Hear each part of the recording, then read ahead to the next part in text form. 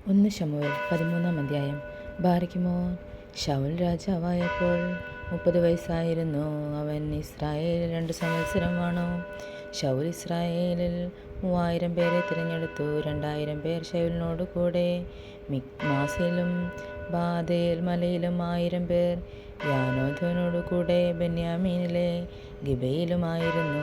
ശേഷം ജനത്തെ അവൻ അവൻ്റെ വീട്ടിലേക്കു പറഞ്ഞയച്ചു.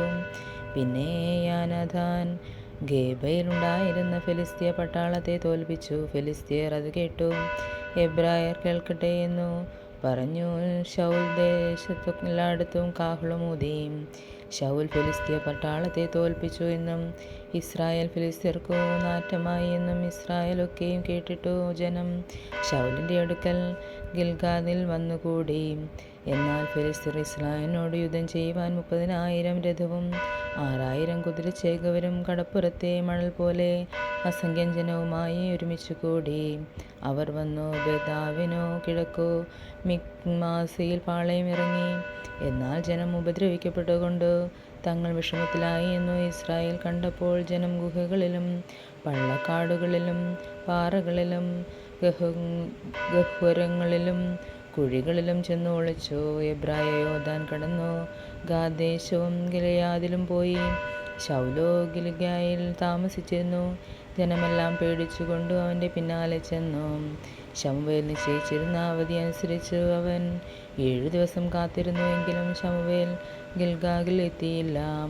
ജനവും അവനെ വിട്ടു ചിതറിപ്പോയി. അപ്പോൾ ശൗൽ ഹോമയാഗവും സമാധാനയാഗവും അവിടെ എൻ്റെ അടുക്കൽ കൊണ്ടുവരുവിനെന്ന് കൽപ്പിച്ചു. അവൻ തന്നെ ഹോമയാഗം കഴിച്ചു. ഹോമയാഗം കഴിച്ചു തീർന്ന ഉടനെ ഇതാ ശമൂവേൽ വരുന്നു. ശൗൽ അവനെ വന്ദനം ചെയ്യുവാൻ എതിരേറ്റു ചെന്നു. നീ ചെയ്തത് എന്തു എന്ന് ശമൂവേൽ ചോദിച്ചു. അതിന് ശൗൽ, ജനം എന്നെ വിട്ടു ചിതറുന്നു എന്നും നിശ്ചയിക്കുന്ന അവധിക്കുള്ളിൽ നീ എത്തിയില്ല എന്നും ഫെലിസ്ത്യർ മിക്മാസിൽ കൂടിയിരുന്നു എന്നും ഞാൻ കണ്ടിട്ടു.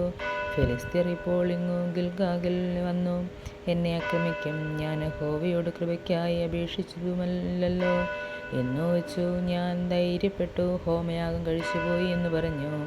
ശമൂവേൽ ശൗലിനോട് പറഞ്ഞത്, നീ ചെയ്തതു ഭോഷത്വം. നിന്റെ ദൈവമായ യഹോവ നിന്നോട് കൽപ്പിച്ച കൽപ്പന നീ പ്രമാണിച്ചില്ല.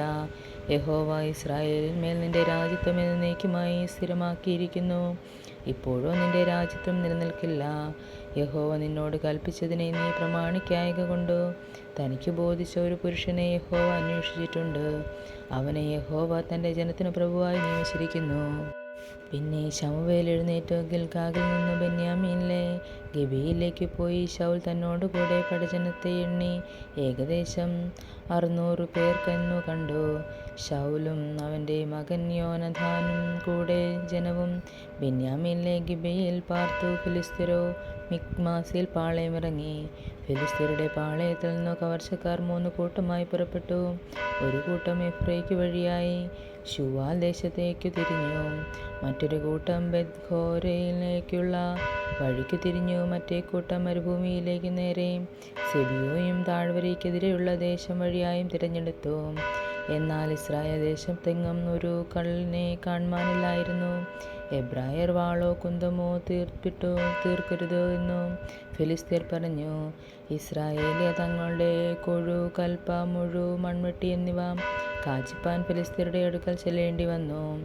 എന്നാൽ മൺവെട്ടി, കൽപ്പ, മുപ്പല്ലി, മഴു എന്നിവയ്ക്കൊന്നും മുടിങ്കോൽ കൂർപ്പിപ്പാനും അവർക്കു വരമുണ്ടായിരുന്നില്ല.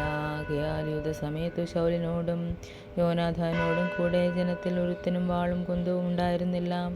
ശൗലിനും അവൻ്റെ മകൻ യോനാഥാനും മാത്രമേ ഉണ്ടായിരുന്നുള്ളൂ. ഫെലിസ്ത്യരുടെ പട്ടാളമോ മിക്മാസിൽ ചുരം വരെ പുറപ്പെട്ടു വന്നു. ദൈവമേ, സ്തുതി നിനക്ക് യോഗ്യമാകുന്നു. ബാരക്കുമോൻ.